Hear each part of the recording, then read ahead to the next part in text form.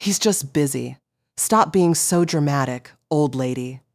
That text from my daughter-in-law landed on my birthday. The 4th year in a row my son Derek had not called. Not a card. Not a word from him.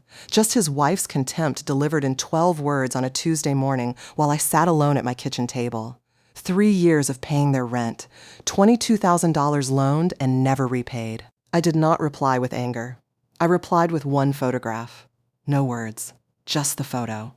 And 19 minutes later, Simone called back crying because that photograph showed her something she had been searching for since last summer, something her husband had told her did not exist. My name is Ruth. I am 68 years old, and I have lived in the same house in Claremont, Ohio for 31 years. I bought it with my husband Harold 2 years after our son was born. Harold and I painted the front porch ourselves.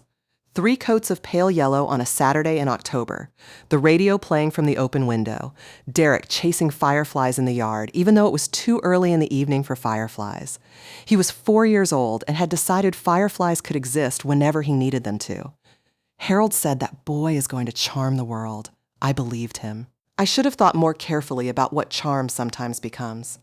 Harold passed 6 years ago, a heart attack in his sleep, quiet as the man himself. At the cemetery, Derek held my hand and told me I would never be alone. He said it the way a person says a thing when they mean it completely in the moment and intend it less completely with each passing month.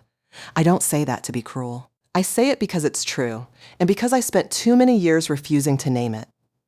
I worked as a bookkeeper for Hartley and Associates for 32 years. Numbers were my language, not the dramatic, abstract kind that people gesture toward when they want to seem serious, but the ordinary, daily, unforgiving kind. What a dollar earned cost in time. What a debt deferred becomes after 18 months. What the difference is between a gift and a loan and a loss, and how people confuse those 3 things when it suits them. When I retired at 65, I had $214,000 in savings, a fully paid off house, a modest pension, and a son I had given more to than I had ever fully calculated. That last part I should have calculated sooner.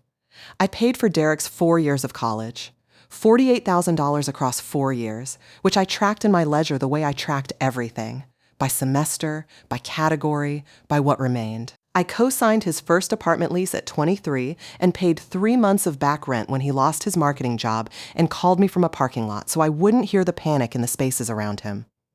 I gave him $8,000 as a wedding gift when he married Simone at 37. A gift, not a loan. I want that to be clear. And 2 years ago, when he called me again, not from a parking lot this time, but from his office, with the particular stillness in his voice that Harold used to call the sound of a man pretending. He told me his small business consulting firm was 60 days from collapse, that he had a gap of $22,000 he couldn't close, and that he needed my help. I drove to the bank the next morning. I wrote him a check. Then I went home and typed a 2-page repayment agreement, double-spaced, with a payment schedule and both our signatures, which we signed at my kitchen table over coffee. Not because I didn't trust him, because I was a bookkeeper. I trusted the paper. Not one payment was ever made, not a single installment. I want to tell you what Simone was like when Derek first brought her home, because she was not always who she became, and I think that matters for the story to be true rather than just satisfying. She was 33, worked in corporate event planning, always beautifully dressed without appearing to try. She called me Ruth the first evening she met me. Not Mrs. Hutchins, not Derek's mom. Just Ruth, with a firm handshake and direct eye contact that I respected immediately. She asked about the photographs on my walls with what seemed like genuine curiosity. She complimented my bookshelves specifically, not generally, which meant she had actually looked at them. I thought, this woman is ambitious and precise. She will be good for Derek, who has always moved toward comfort when the responsible thing was harder. I was right about the ambition. I was wrong about its direction. The changes came slowly. They always do when someone is being careful about it. The first Christmas after they married, I arrived at 4 o'clock with a glazed ham and a peach cobbler and was told by Simone's mother, who answered the door with the expression of someone who had not been informed company was coming, that the family had eaten at 2. "Didn't Derek let you know?" she asked, very pleasantly, in the way of someone who has nothing to apologize for. He had not. I stood on their porch holding a ham while December got into my coat, and when Derek came to the door, he had the sheepish look of a man trying to decide between I forgot and the text must not have gone through, and he chose the second one. We both knew which was true. The second birthday he forgot, I called him. He apologized warmly, said we'd have dinner that weekend, picked a restaurant, chose a day. That dinner never happened. He texted the following Thursday to say something had come up with a client, we'd reschedule, and we never did. The third birthday, I sent him a card with a small note inside. Gently humorous, a mother's gentle reminder. He texted me 3 days later. Thanks, Mom, love you. 4 words. The kind of response a person sends when they've read a notification without opening it. By the 4th birthday, I had stopped expecting things to be different. What I had not stopped doing was watching. It started last August, on a Tuesday afternoon when I drove up to Lake Hadley to visit my friend Dorothy Crane. Dorothy is 71, a retired family law attorney who lives on the north end of the lake and makes the best pot of tea you will encounter in the state of Ohio. She and I have been friends for 26 years. We raised our children a street apart, survived our husbands dying within 14 months of each other, and built the particular friendship that only comes from having witnessed each other through every version of a life. Dorothy is not a woman who wastes words. She is also not a woman who overlooks things. The route to Dorothy's place follows Route 9, which passes the old Hutchins cabin. A small A-frame that Harold and I owned for 15 years before I had understood it to be sold in 2019. Harold's sister, Roberta, had handled the estate paperwork in those first terrible weeks after he died. I was not myself in those weeks. I was present in the physical sense and absent in every other. I signed things Roberta placed before me. I trusted her completely, as you trust family, as you trust someone who has known you for 30 years, as you trust anyone when grief has made your judgment temporarily unreliable. I had assumed the cabin was sold. I had no reason to think otherwise. I had simply stopped thinking about it.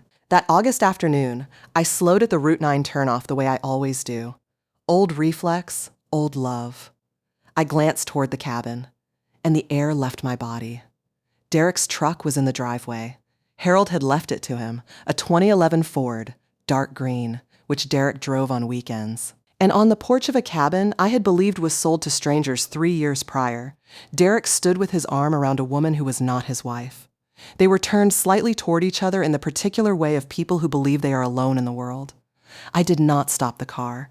I did not honk or call out. I am not a confrontational woman by nature, and I did not become one in that moment. I drove another 200 yards and pulled off the road and sat very still. Then I picked up my phone and took a photograph through the windshield. Not in rage, not even in certainty about what it meant. I took it the way I recorded a discrepancy in a ledger, accurately, quietly, without yet deciding what to do with the information. I drove to Dorothy's and told her over tea. Dorothy set her cup down with the measured care she gives everything and asked me to describe exactly what I had understood about the cabin's sale. I told her what I knew, which was close to nothing. Signed papers, Roberta, my assumption of proceeds that I had never actually received. Dorothy was quiet for a moment. Then she said, "Ruth, I want to help you look into this, and I want you to be very careful about what you do next." Over the following 2 months, Dorothy made calls. She had colleagues who ran title searches as a matter of professional routine. What they found was this. The Lake Hadley cabin had never been sold. Harold's estate had transferred it to Derek through a deed of gift. The document I had signed in those first terrible weeks of widowhood was not a sale authorization. It was a gift deed. I had signed away a property worth $87,000 without understanding what I was signing, without legal representation of my own, within 6 weeks of burying my husband. I sat with that information for 4 days before I could do anything with it. Not in anger. Or not only in anger. In the cold, bookkeeper's arithmetic of what it added up to. $48,000 for college, $8,000 for their wedding, $22,000 loaned and unpaid, $87,000 in property transferred without my understanding, 4 years of absent birthdays, 12 years of a daughter-in-law who had performed warmth at family dinners while making me steadily smaller, and a son who had let her, who had in fact encouraged it, who had. Dorothy's mutual acquaintance would later confirm this. Told Simone that his mother was emotionally fragile, prone to dramatizing, someone who required careful management rather than honest conversation. He had turned me into a problem to be managed in his wife's eyes. And she had believed him because it was convenient to believe him. When you are a bookkeeper, you do not stop at the number. You trace it back. You find where it originated. And what I found, tracing it back, was that the story of fragile, dramatic Ruth had begun approximately 8 months after Simone entered Derek's life, which was also approximately the period when Derek first began asking me for money. I had been made unreliable in her eyes, so that if I ever said something inconvenient, she would have already decided not to believe me. Dorothy connected me with a property attorney in Columbus named Marcus Webb, who was methodical and calm and looked at the deed of gift documentation for a long time before he spoke. "Mrs. Hutchins," he said, "this transfer may be challengeable on the grounds of undue influence. You were recently widowed. You were in active grief. The nature of the document was not explained to you, and you had no independent legal counsel. I believe we have a case." He explained my options. I took notes the way I always do. Then I went home and I waited, not passively, with complete intention.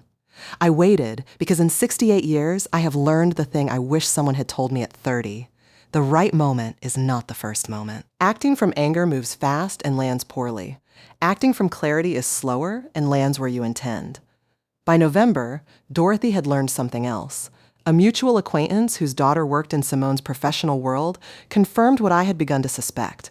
Simone had been consulting a divorce attorney since the previous June. Quietly, not yet filed, but asking questions and planning. And she had been looking for the cabin. Derek had apparently let something slip. A reference, a phone call she'd partially overheard. Simone was nothing if not methodical, and she had understood that a property Derek had claimed was sold might constitute a hidden asset he intended to shield from divorce proceedings. She had been searching for it for months. She did not know its location. She did not know I had seen it. She did not know I had a photograph dated August 15th, time-stamped 10:47 in the morning, showing Derek on the porch of a cabin that did not exist, according to him, with a woman who was not his wife. I turned 68 on a Tuesday in March.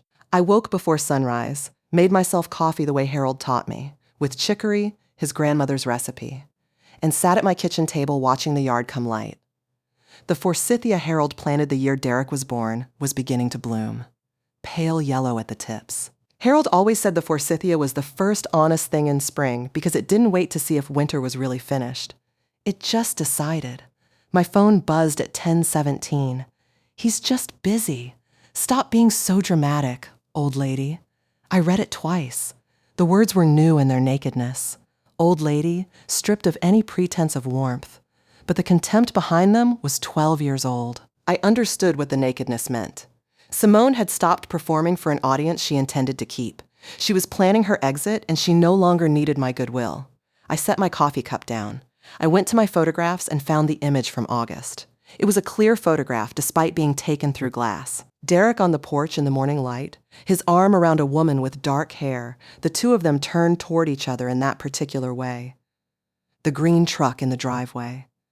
The porch railing Harold had repaired the last summer he was well. I did not write a single word. I selected Simone's contact and sent her the photograph. Then I poured a second cup of coffee and went to sit on the porch in the March cold with a blanket across my knees, and I watched Harold's forsythia. My phone rang at 10:36. I let it ring twice before I answered. Ruth. Her voice had nothing of the Simone I had known for 12 years. No polish, no management, no careful temperature control. It was stripped raw. "Where did you get that?" "August," I said. Route 9. The silence lasted several seconds. When she spoke again, she was crying in the way that is also fury. The sound of something a person has half known becoming fully and irrevocably confirmed. "The cabin," she said. "That's the cabin." "Yes. He told me it was sold. He said his aunt handled everything after his father died, and it was." "I know what he told you," I said. "He told me the same." She breathed. I waited. "Ruth," she said, "I need to see you." "Come Sunday," I said. "Come alone." She arrived at 2:00 in a pale gray coat chosen without thought, her hair loose, her face bare of the careful presentation she had worn at every gathering I'd ever seen her at. She looked, for the first time in 12 years of my knowing her, like an unedited person. I had made tea and set out shortbread on the good plate, the way I would for anyone who came to my house carrying genuine grief. We sat at my kitchen table. I told her about the deed of gift, about the title search, about Marcus and what he had said about the legal options. I told her the property was worth $87,000. I watched her face move through each piece of information like a person walking through rooms they've never entered, careful and stunned. He has been lying to both of us, she said, not as a question. For a very long time, I said. The question now is what each of us does with what we know. She looked at me then with something I had not expected from her, shame, not performed, not managed.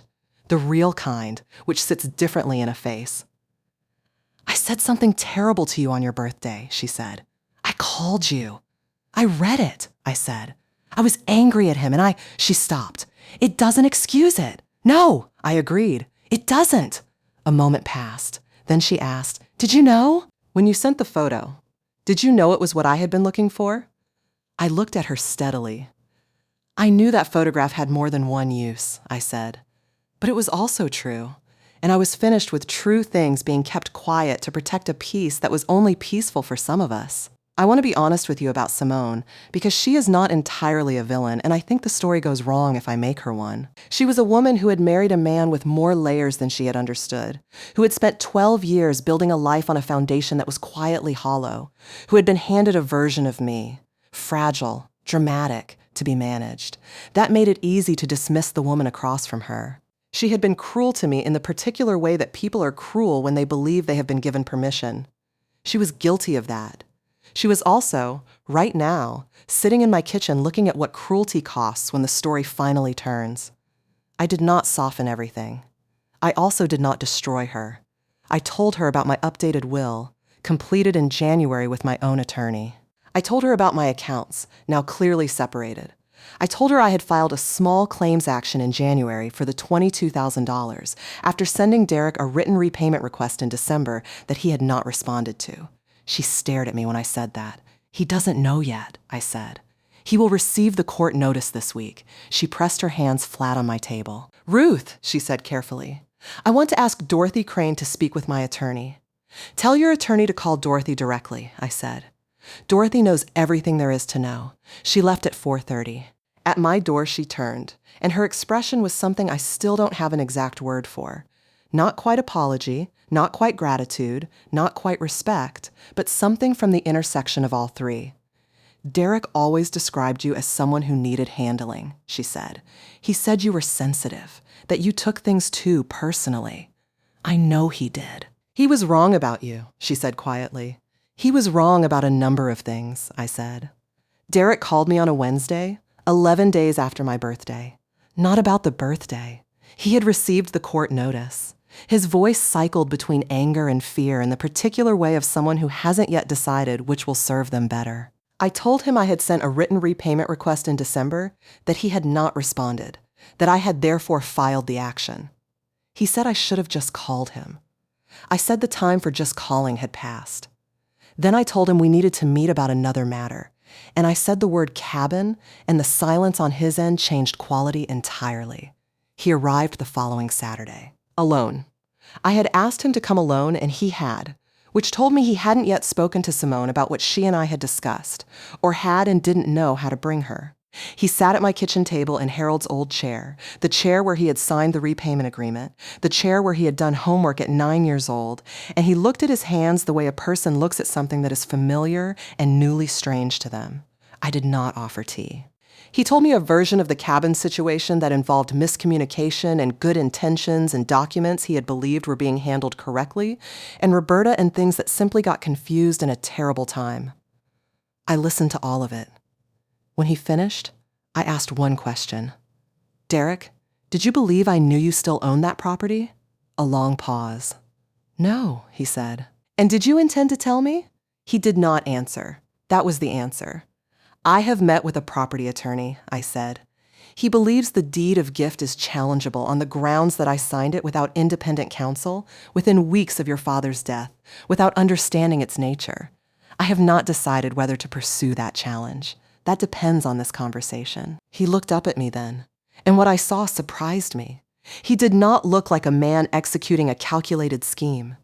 He looked like a boy who had made small compromises across many years, each one individually justifiable, each one a little smaller than the last. and who had not noticed the moment they accumulated into something he couldn't defend. "Mom," he said, and his voice broke on the word, the way it broke when he was 8 years old and had done something he knew was wrong and couldn't figure out how to begin saying so. I waited. I didn't plan for it to be this. The cabin. I kept it because it was Dad's. I told myself I'd explain it properly, that I'd find the right time, and every time I came close, the time wasn't right, and Simone was. He stopped himself. "What about Simone?" He was quiet a moment. "She's been unhappy for a long time. I've known for a while, and I've been." He stopped again, looked at his hands. "I've been handling things badly." "Yes," I said. "She doesn't know about." "She knows about the cabin," I said. "Her attorney has been in contact with Dorothy." The color left his face, the way light leaves a room when a door closes. "The photograph," he said. "Yes." The silence that followed was the longest of our conversation. The refrigerator hummed. Outside, a mourning dove was making its persistent sound in the forsythia. "I have been dishonest with both of you," Derek said. It was not a complete accounting. It was not quite an apology. But it was, for the first time in years, the sound of something true coming from him without being managed first. "Yes," I said. "What do you want, Mom? Tell me what you want." I had thought about this carefully. I had written it out, the way I write things out. Clearly, in order, without sentiment clouding the specifics. "I want the $22,000 repaid in full within 90 days, I said.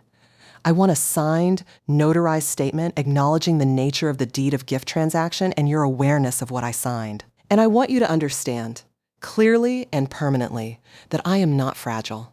I am not dramatic. I am not someone who requires management. I am your mother. I am the woman who has given you more than you have ever totaled, and the day that the simplest courtesy, remembering my birthday, answering my calls, costs you something real is not a punishment. It is a correction that is 48 years overdue." He was silent for a very long time. "And if I do those things?" he asked finally. "Then we have a place to begin from," I said. "I am not trying to destroy you, Derek. You are my son. But I am done being the woman you and your wife have decided I am, because that woman is not me. She never was." He cried at my door when he left. Briefly, quietly, the way Harold cried, which he did rarely, and always with his hands covering his face as if crying were a private transaction between himself and something larger than the room. I let Derek cry. I did not rush him. But I did not unsay what I had said. He was 42 years old.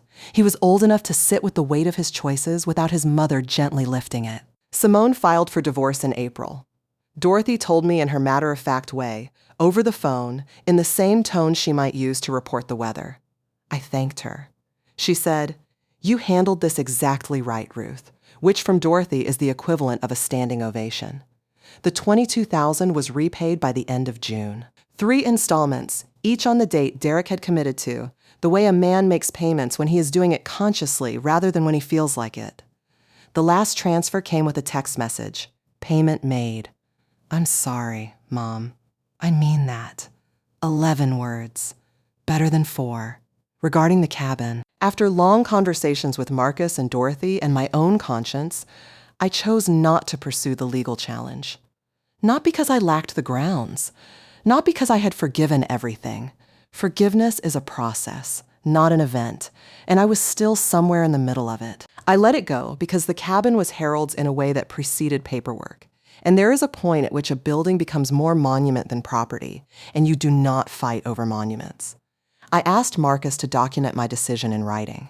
I wanted it on record that I chose to release it, so that if the day came when Derek wanted to rewrite the history of what he'd held and what I'd relinquished, there would be paper. There is always paper when a bookkeeper pays attention. Dorothy and I celebrated on her porch on the north side of Lake Hadley, where the water catches the evening light in a way that makes a person feel the world is mostly all right. We had salmon and a good white wine and didn't speak about any of it for the first hour. Then Dorothy said, "You did this very cleanly." And I said, "I had a good teacher." And she laughed in the way she laughs when a thing is both true and sufficient. Nadia came to see me in July. She is 14 and already the kind of serious that serious children are. The kind who see what adults believe they are hiding, who carry the noticing quietly and only put it down when they feel safe. She sat in Harold's chair in the yard on a warm evening and asked me, without looking at me, "Were you sad this year, Grandma Ruth?" I thought about it honestly. "Sometimes," I said, "but not the way you might think. Not sad like something stolen. More like the way you feel after you've been waiting for a very long time and you finally let yourself stop waiting. It's not grief exactly. It's just quiet." She nodded slowly, considering this. "Is the quiet better?" "Very much better," I said. She came back on my birthday in March, this year, the 5th year, and brought a card she had made herself. A yellow house, a forsythia bush rendered in purple because she'd only had a purple marker and decided that was close enough. Inside, she wrote, "Happy birthday, Grandma Ruth, the strongest person I know." I put it on the refrigerator. It is still there. I want to say something to you before I close, something that is not comfortable, but that I think is true and necessary. When people take from you slowly, over years, in small enough increments that each one seems survivable on its own, there is a powerful temptation afterward to blame yourself for not seeing it sooner, to feel foolish for how much you gave, to wonder if your love made you naive. I want to tell you clearly, do not do that. The giving was not the mistake. The giving was who you are, and it was right, and it was good, and it cannot be taken back, and you should not wish it could be. What can change is what you require in return. Not love for love. Love is not a ledger, but honesty for honesty. Presence for presence. The basic courtesy of being seen clearly by the people you have held up. I was not seen clearly for a long time. I allowed that because I loved my son, and because love can make a person accept a diminished version of themselves if the diminishment comes gradually enough. What changed was not my love for him. What changed was my willingness to remain quiet about what the silence was costing me. You do not have to wait until a 4th forgotten birthday. You do not have to reach 68 before you understand your own worth. But if you are where I was, giving and giving into a silence that takes and never quite thanks you, being managed by the people who should simply love you, I want you to know this. The photograph may already be in your phone. The evidence of what is true may already be in your possession. The question is only whether you have found your moment. And the moment, when it arrives, does not announce itself with drama. It arrives quietly. A text. A Tuesday morning. A small, contemptuous sentence from someone who has stopped believing you matter enough to be careful with. That was my moment. I knew it when it came. If this story stayed with you, I would love to hear from you in the comments. Tell me, what would you have done in my place? And from where in the world are you listening? I read every message, and you mean more to me than you know. For more stories like this one, like this video, and subscribe. There is so much more waiting for you. With love and respect. Until next time.